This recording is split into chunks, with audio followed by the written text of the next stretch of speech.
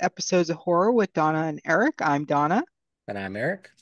and we have another author that will be at Texas Author Con and Book Festival, Stephanie Dooley, and you write under SL Dooley, correct? Yes. Yeah. Welcome to the show. It's great to have you. Thank you for having me. Yeah, absolutely. We're trying to get people exposure that are going to be at the event. We're not a huge channel, but we do have some people who watch, and um, so it's great for people to get a taste of who's going to be at the event because it's not all horror writers. We've got a bunch of different genres that'll be there. So it's just so people can get to know you. And if they're shy, they get a little bit of your personality so they can see if they think you'll be good to approach, and Mm, It step also up to helps your. with the writers that are shy. This gives them another opportunity to practice or just get out there and kind of spend more time to show their personality before people run. It's hard to do sometimes at an event when people are just rushing up to the table. Yeah, yes, very yeah, much. for sure. So to start off, we want to know Freddie, Michael, or Jason?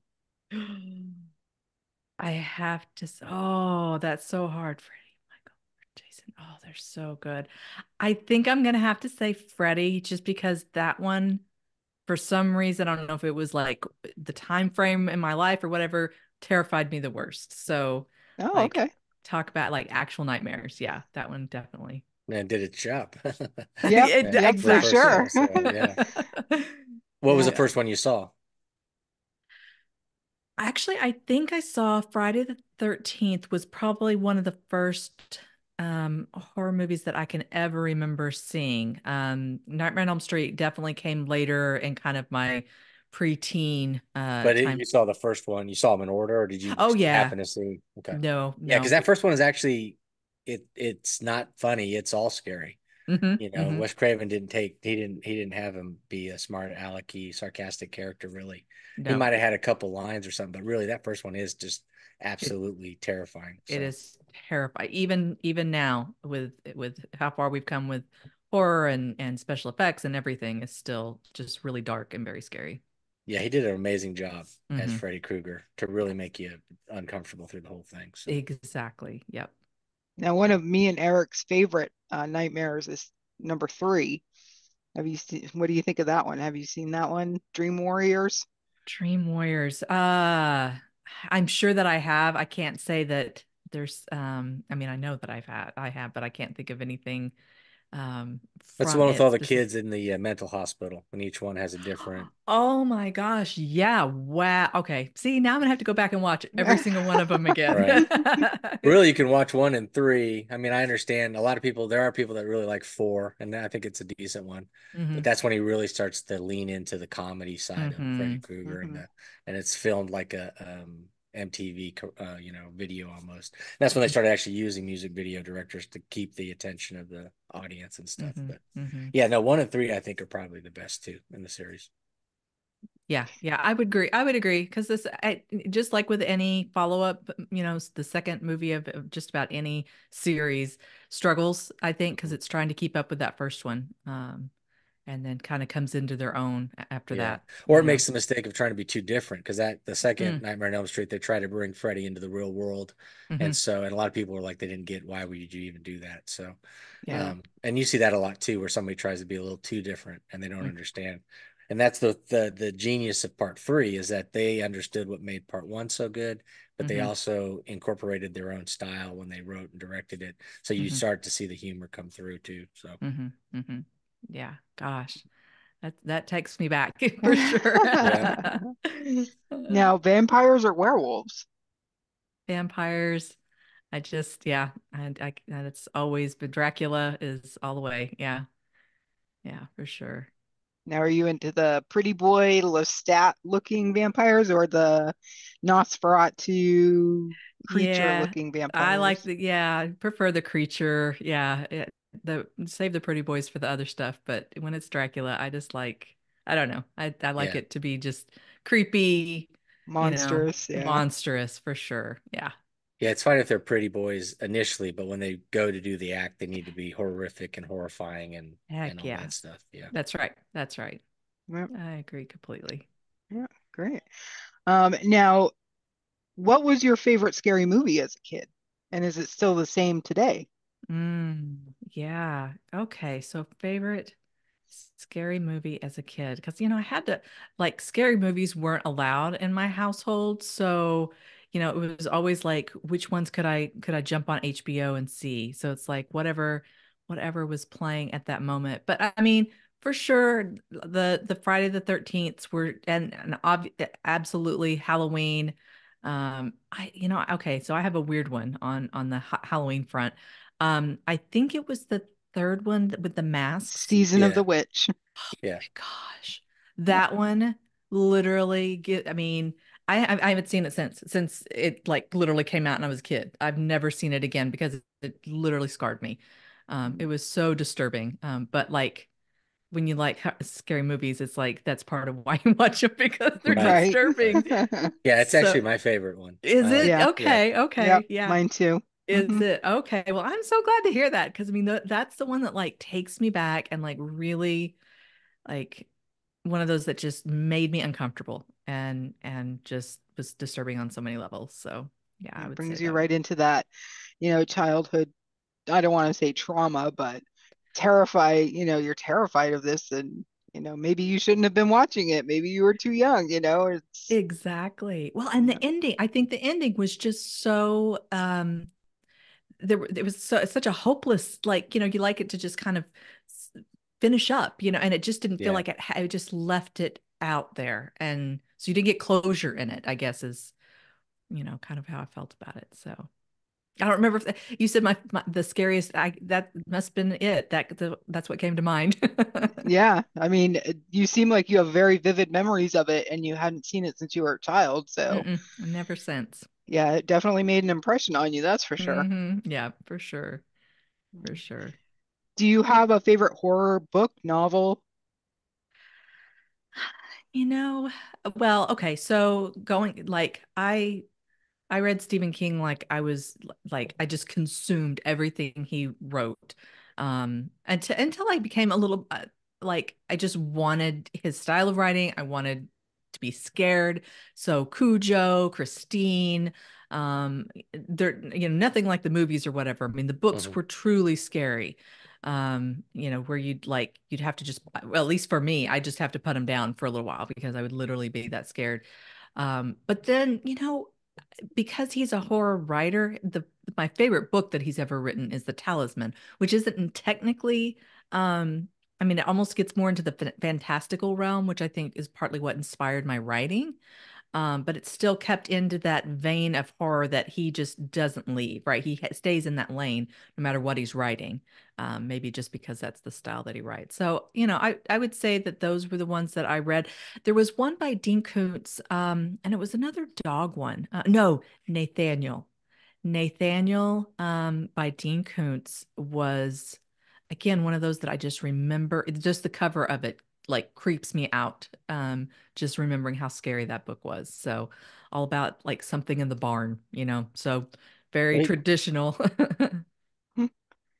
Yeah, I'm gonna have Yeah. to look that up now because that's not one I've heard of. I've only read a handful of Dean Koontz, less than a Mm-hmm. handful of Dean Koontz. Mm-hmm. So I'm gonna have to look that up now. I'm very intrigued. Yeah, it was a good one. It was definitely a good one. Well written. Yeah. So would that be a book, Nathaniel? Would that be a book that you would recommend to somebody who was just getting into reading horror? Yeah, I mean it's older. I mean we're talking probably mid 80s or so. If I'm thinking back right, maybe even no, it's probably mid 80s that it came out. So, it's an older one, but yeah, for sure, because it brings you into, I mean, it's just not like hardcore horror where it's just like we're just going for the scares. It's like it's a story, sort of immerses you into the story and like slowly builds on that fear factor. So I think that's what I appreciate about, somebody who can write something scary and truly scary, but then doesn't sacrifice the story or the characters or anything as well. Yeah, that's important. Hmm. Yeah, I've read the ones I remember the most from Dean Koontz are Watchers, of course. I think pretty Hmm. much anybody who's read Dean Koontz has read Watchers, Hmm. and Lightning by him. I don't think that was much of a horror, even though Mm-hmm. he's a horror author. Mm-hmm. Um, I I think remember, they blurred the lines back then, though, Mm-hmm. yeah, Mm-hmm. So yeah. that's they got away with it just doing what they wanted to do when they got that big. So Mm-hmm. And then Funhouse. And I remember I read Funhouse because I saw the movie and it Mm-hmm. said based on the book by Dean Koontz. So I had to go and get the book Mm-hmm. and read it. Mm-hmm. Um, but yeah, I definitely, thanks for adding another book to my list because I have to check out Nathaniel now. Mm-hmm. Mm-hmm. Yeah, it was a good one. It definitely was. Um, so tell us a little bit about yourself. What genre do you write? Right. So, almost exclusively fantasy, is what I write. I've got the first three books I ever put out, the a trilogy, Portal Slayer, touches into some science fiction, but by the middle of it, you're right back into the fantasy genre.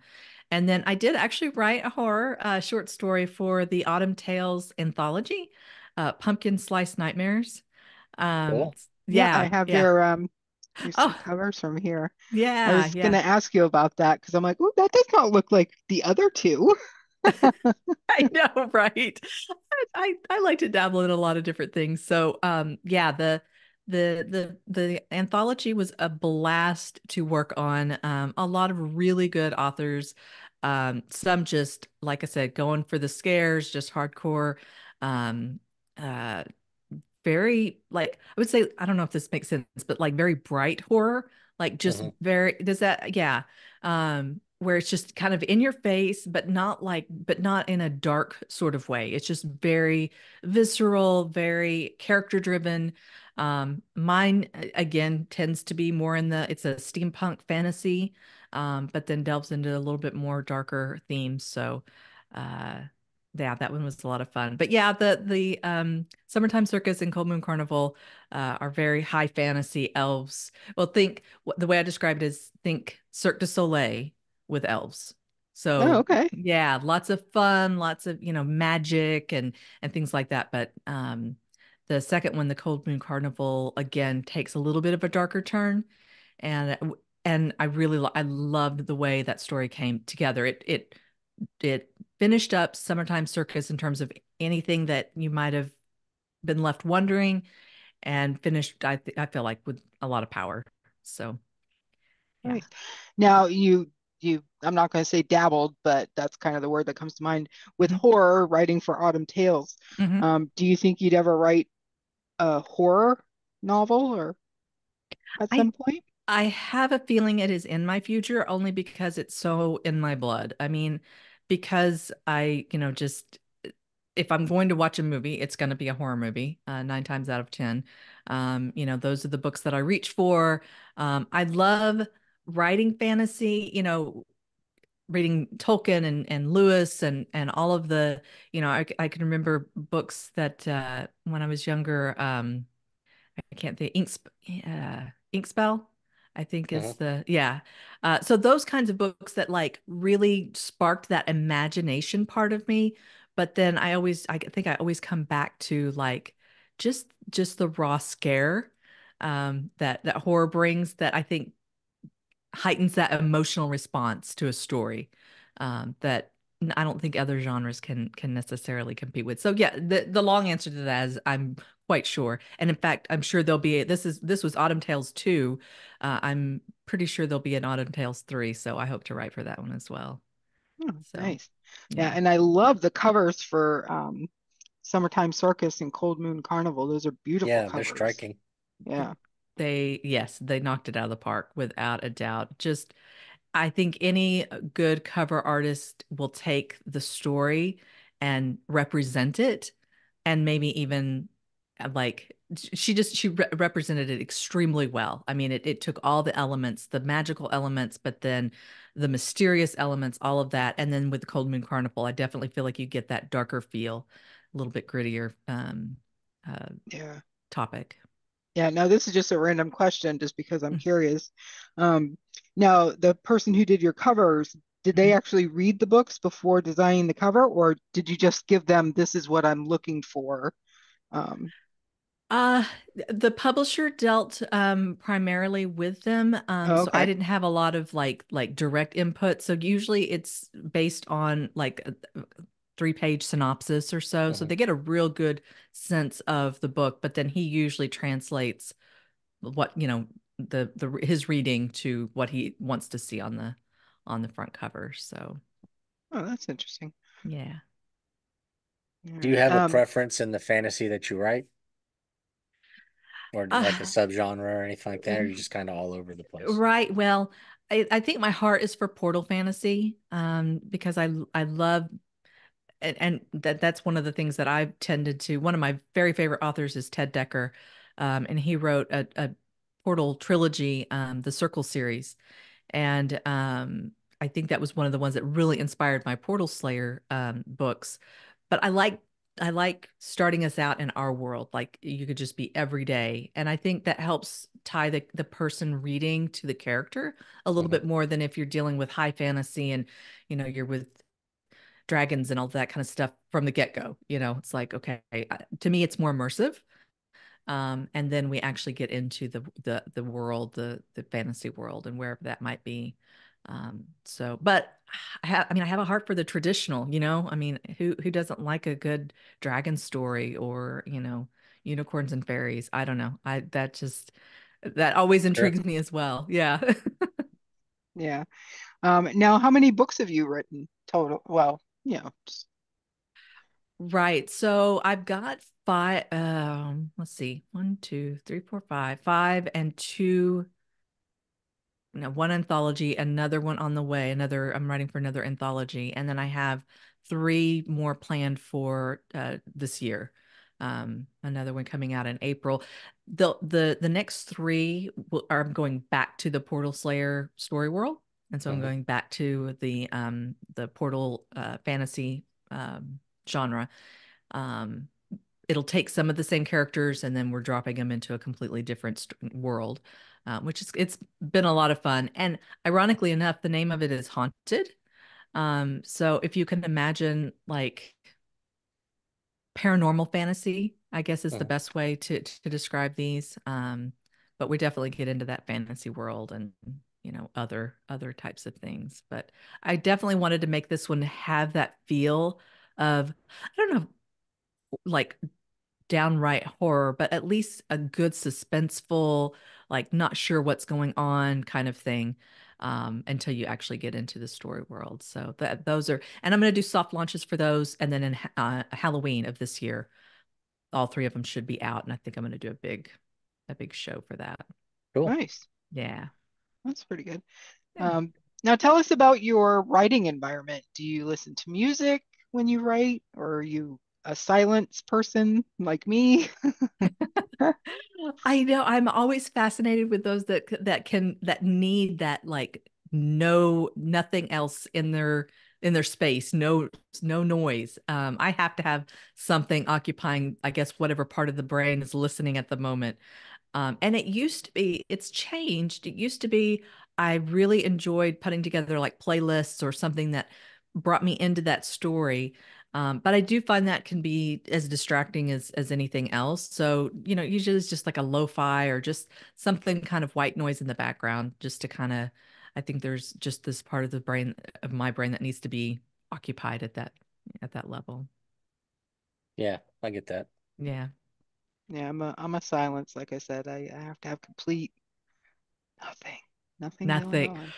Yeah, I know. And I mean, I kind of get that, but I've tried it, and I literally feel like I'm climbing the walls. I'm like, I need something. Yeah, I do a lot of scores, movies, stuff Mm, like that. So hmm. whatever might match what I'm trying to do Yep. writing Yep. wise. But sometimes you just put on random playlists, just let it go. Hmm. But yeah, because I find sometimes though when you have somebody singing songs that you're familiar with, you just start focusing on that, and then that's just as bad as the silence. So Yeah, Mm. yeah. It can be distracting. I will say I do it differently. I have to have different types of, I guess, auditory stimulus, whenever I'm writing versus when I'm editing.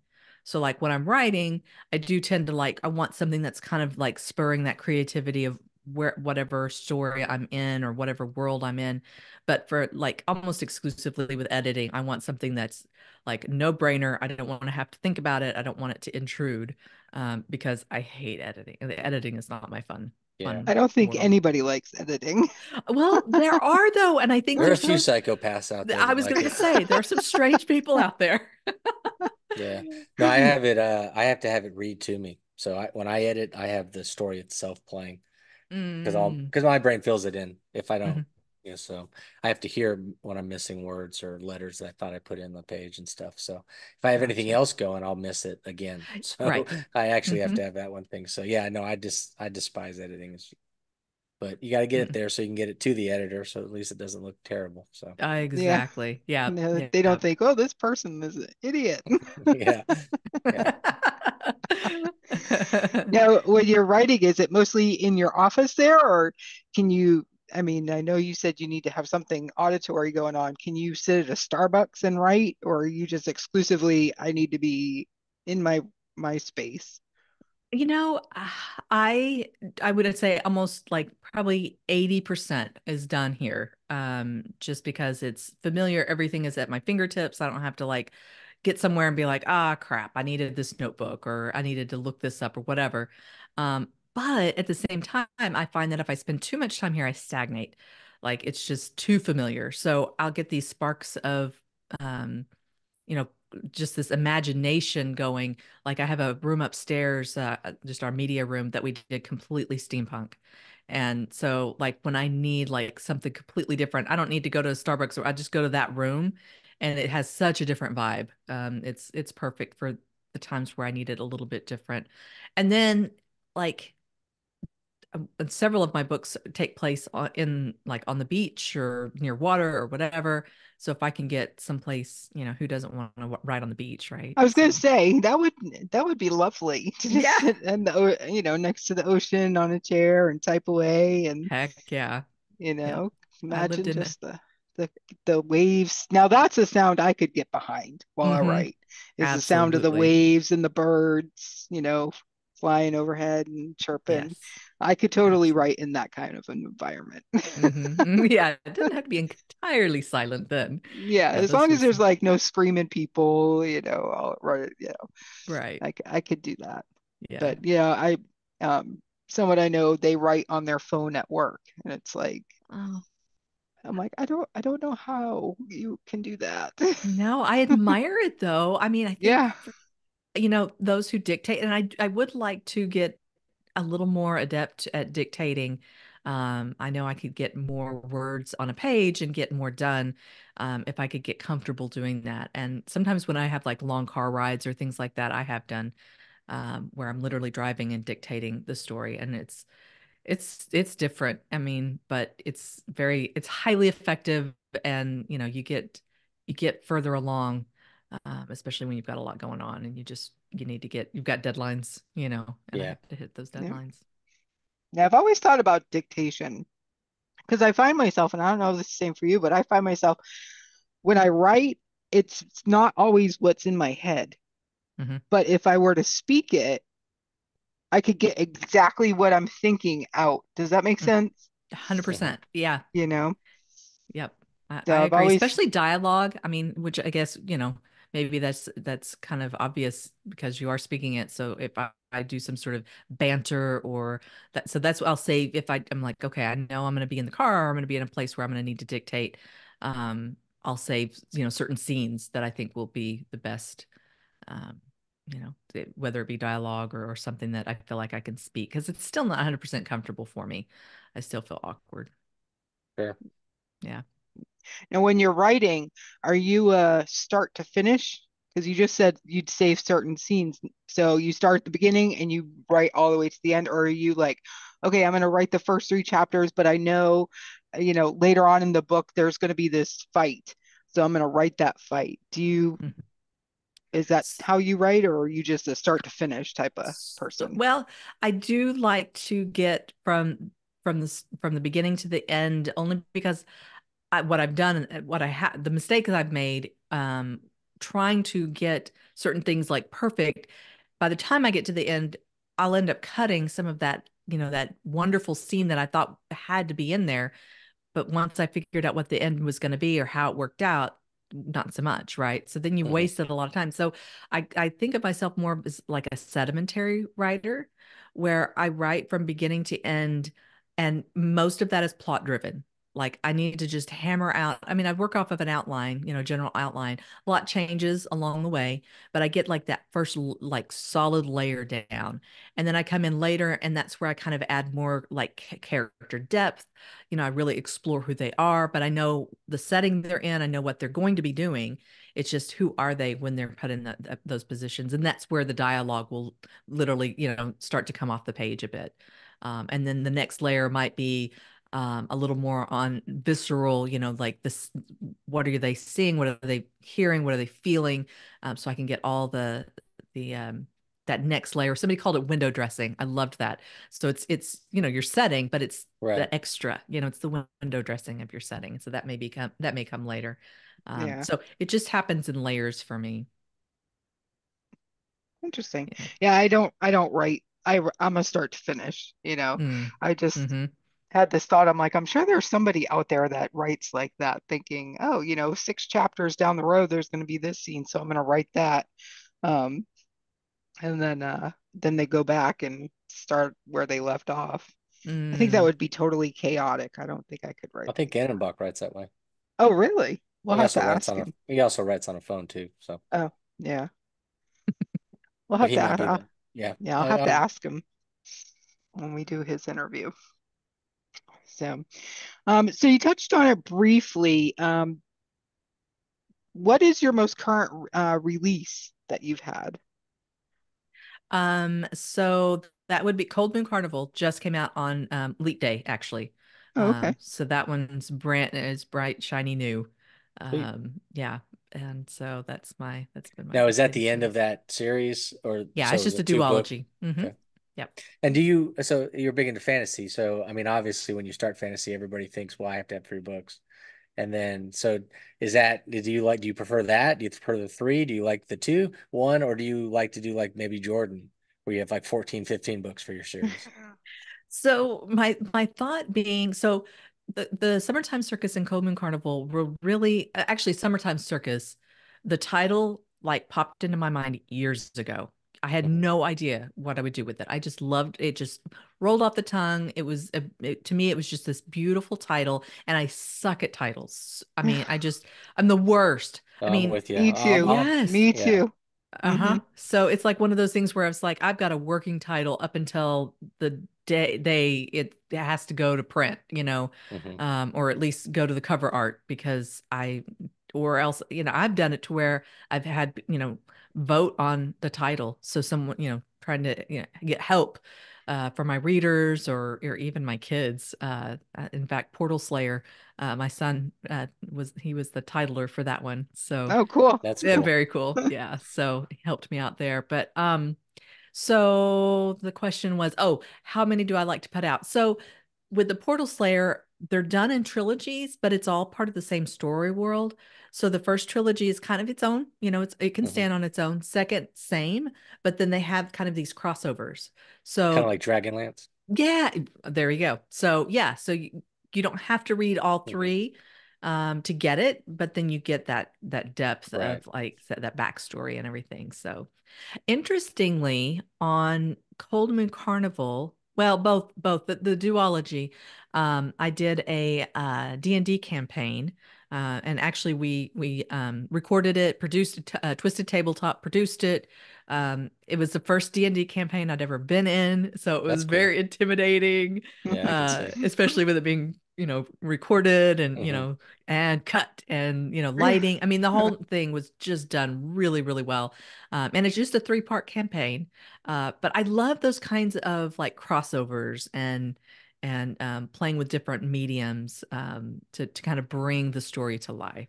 So I don't know what that had to do with how many books to put out, but I I just was thought just that was curious. I mean, it sounds yeah. like you're very flexible. Some Hmm. people are very strict with what they do and stuff. I mean, Mm-mm. because Jordan, when he originally went and approached it, I think he went and said, I have a trilogy idea, and then the guy's like, well, there's no way you can write this as a trilogy, so we'll give you 6 books. And then when he's approaching 6 books, he's like, there's no way I'm going to be done in 6 books, Hmm. and then it gets to the point where he dies before he's even done. Hmm. And so he had this, he wrote the entire outline out for whoever was going to pick up after he died. Hmm. So, and that was at 3 or 4 books by Sanderson. Hmm. So, yeah, but it's just some writers are that way, and some writers are very 3 books and we're done.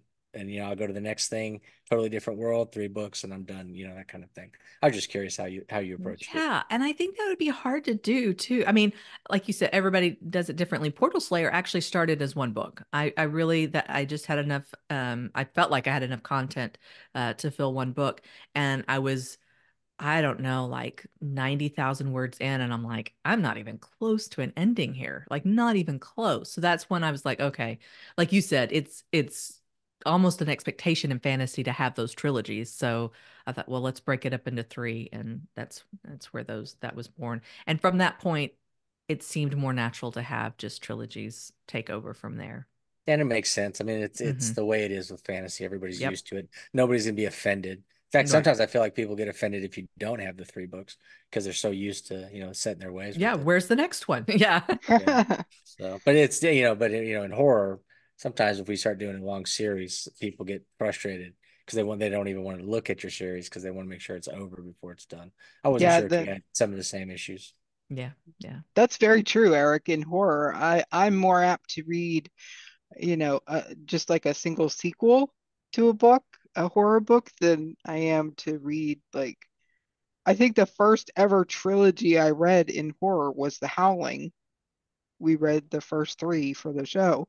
Um, I don't know if you know, that's what we normally do is we read older horror books and then we rip them apart and tell everybody why we hated them. Oh, dang. How But fun no, is that? that wasn't the reason we did it. We thought we would love these books, but more times than not, we have more problems. So it Mm. ends up yeah, being us just complaining about things. But yeah, The Howling, they stood out. We did a werewolf series. The Howling was a very good trilogy. And Hmm. I'm with you. I read the first one, and then it wasn't until I read 2 and 3 until we did the project. So yeah, it's a little different with horror, yeah, I and never really thought of that.